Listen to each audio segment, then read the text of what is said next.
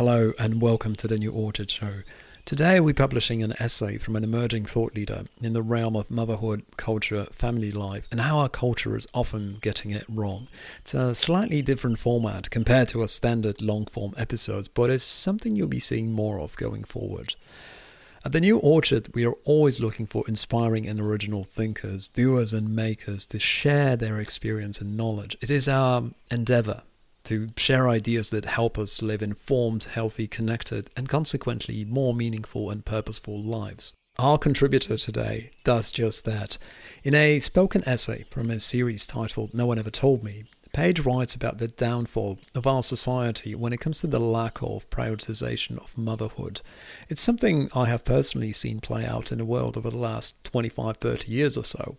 And today, in her essay titled No One Ever Told Me We Value the Material over the Maternal, Paige brings her first-hand experience and unique voice to a topic we so desperately need to speak more about. Links to Paige's essay can be found in the description box for this episode, and for now, please enjoy the audio version of No One Ever Told Me.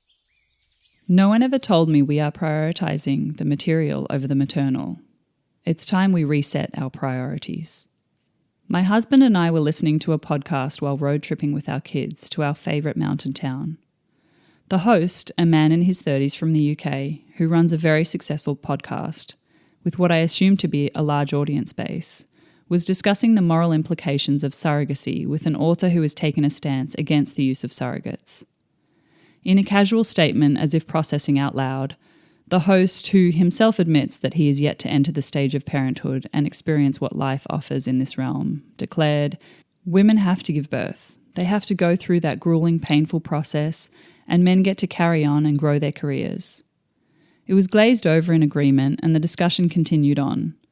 But I found it hard to follow the conversation after that.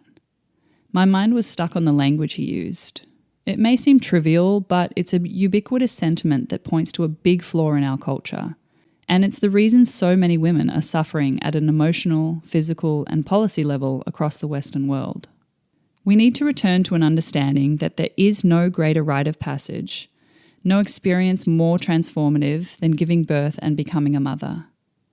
Sadly for men today, there is no equivalent, and how detrimental we've seen that play out for young men who are rudderless, unsure of themselves and their role in society, and ill-equipped because of it.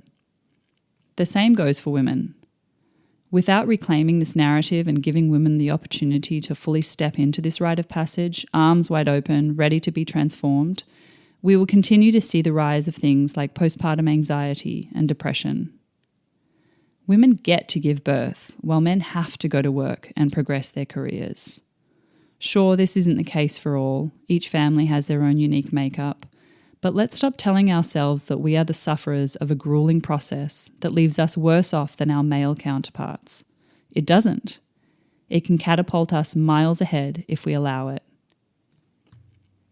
If we looked at birth and motherhood not as a have to, but a privilege and a necessity for women to transform from maiden to mother, which is critical for the preservation and health of our civilization, then perhaps we would have better policies to encourage women to spend more time outside the workforce.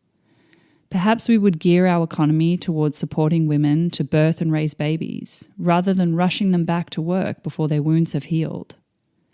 In a healthy economy, every woman would have a choice.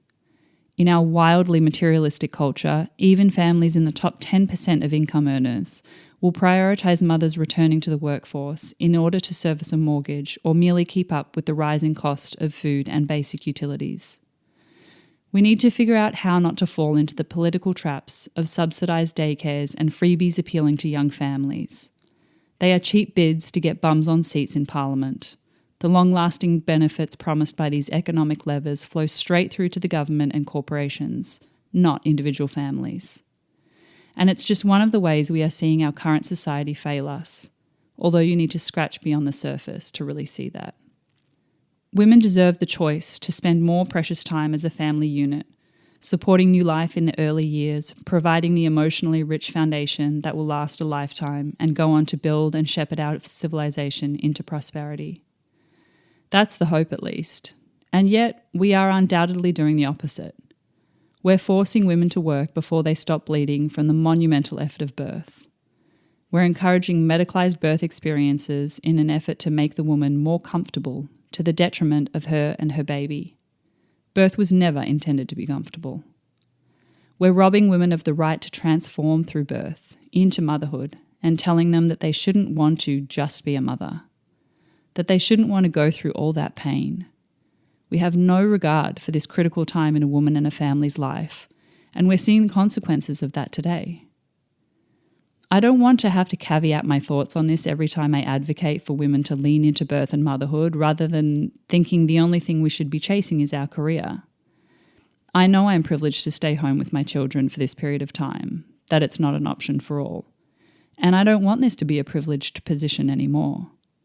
I don't want to apologise for my thoughts and have an audience wave it off with the "yeah, but" remarks that I know will come. Yeah, but that's not possible for all of us. Yeah, but I want to work. Yeah, but I'm over 35 and I'm considered a geriatric pregnancy, so I can't birth without doctor supervision. It's too risky. It's not. It's possible for the vast majority of us, and we would do far better as a culture if we started flipping the script on our current reality. But we don't value the maternal. We value the material. And as a society, we work pretty hard to keep that order of priority in place. Back in my corporate days, I worked with a guy who was responsible for the productivity of our organisation. We were having a conversation about why our company had such a hard time uniting on a shared vision and driving real outcomes aligned to it. He told me, don't look at the vision articulated by a company to tell you what it values. Look at the current outcomes. And as it stood, the current outcomes were teams misaligned on priorities, duplicated work, and a lack of speed to market with digital products. That was the mission of the company. It was chaotic most of the time. I think of our culture and feminism much the same. Our society's mission is not to raise awareness and fairness for women to have a choice in life. It's to stamp out the innate femininity in us, to get us to participate in a structured society that favours the material over the maternal. And no one ever told me it was time to reset our priorities.